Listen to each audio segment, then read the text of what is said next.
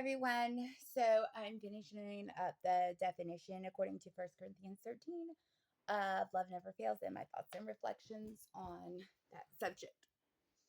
First of all, my advice to you, don't ever consider yourself a failure. We all have flaws and we are all human. That is what we're not perfect. We can't be perfect, but we can only strive to be perfect, or not even strive to be perfect, to be as perfect as we can be.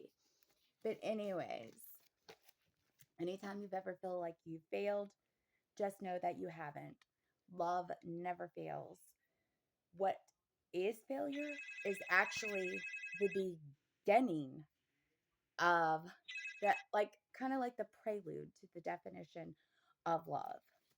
The very beginning of 1 Corinthians 13. I'm actually going to read from the Bible. This is what is failure to me. Failure is not having love in your heart. It says, if I speak in the tongues of men or of angels, but do not have love, I am only a resounding gong or a clanging cymbal.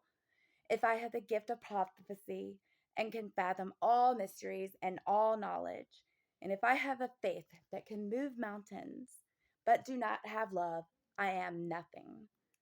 If I give all I possess to the poor and give over my body to hardship, that I may boast, but do not have love, I gain nothing.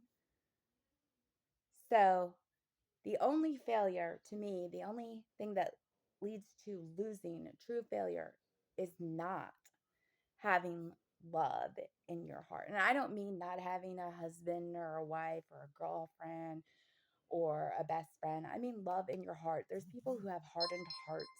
They're bitter. They've let things that have happened in life take over them, and they have no compassion, empathy, sympathy. They don't desire that.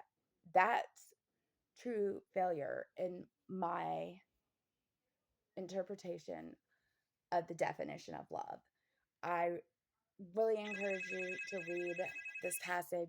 It's one of the most beautiful definitions of love I think that has ever been written.